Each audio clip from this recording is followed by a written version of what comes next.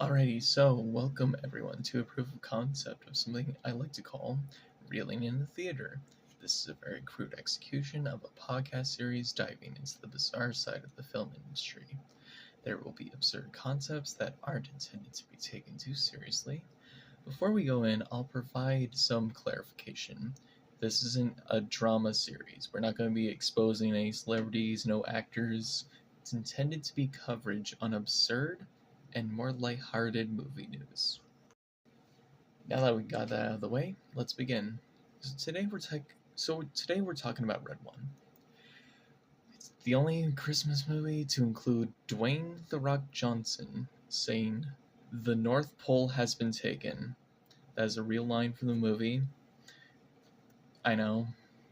Many people who know of the film describe it as Christmas, but if it were an MCU movie.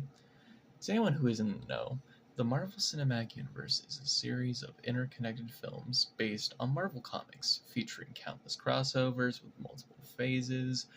Local consensus has placed the third phase, including the film Avengers Endgame, to be one of the best in the entire thing.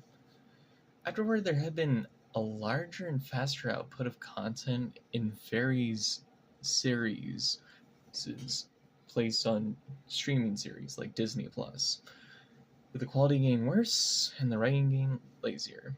A common complaint levied against the films are that they cannot take themselves seriously. Even a fan term called Marvel humor or MCU humor has been made, where a film is filled to the brim with references and constant moments of breaking the fourth wall, which doesn't really allow for the narrative to flourish. It also gets stale really quickly and feels half-baked or even sanitized at points. Now you may be asking, why mention this? What does this have to do with Red One? What does it have to do with Dwayne "The Rock" Johnson? Well, that's because that's what Red One is to a T.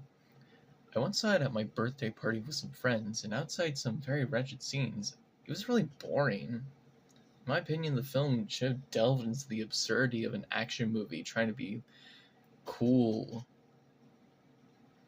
But I digress.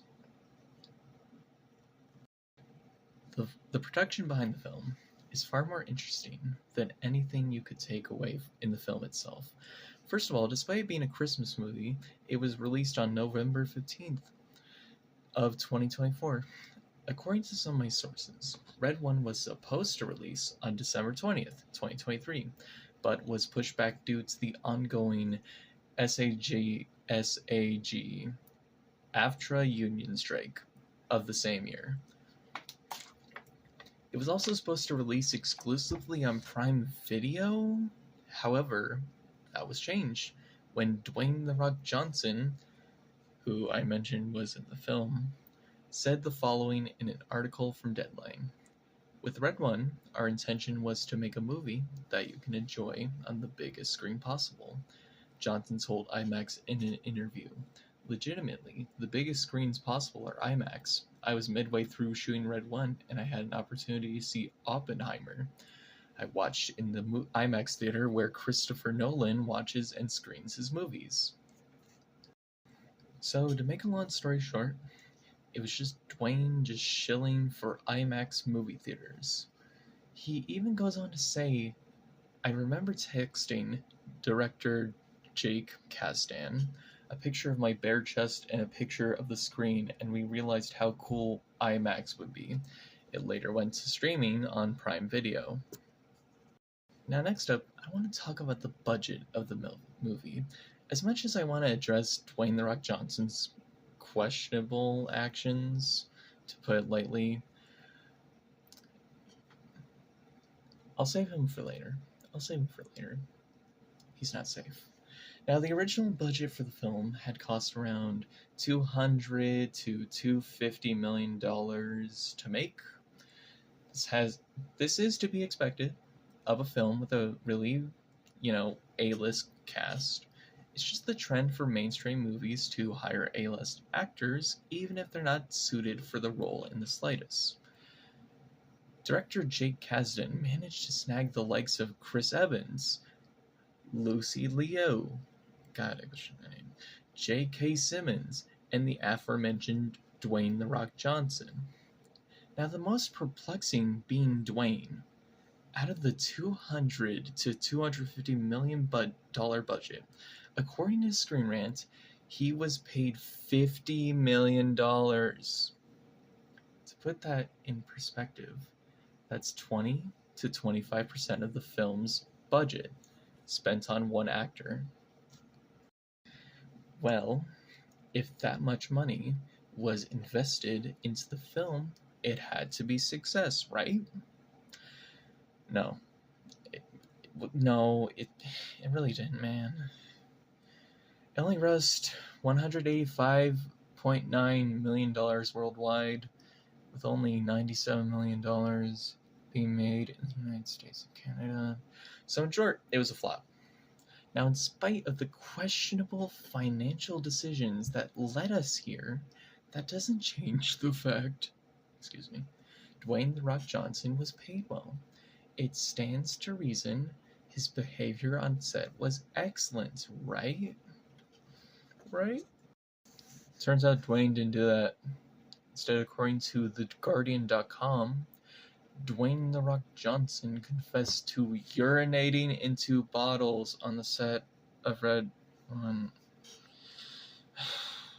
God, why do He would also be up to 8 hours late to the set. The article states the following. Wait, I lost track.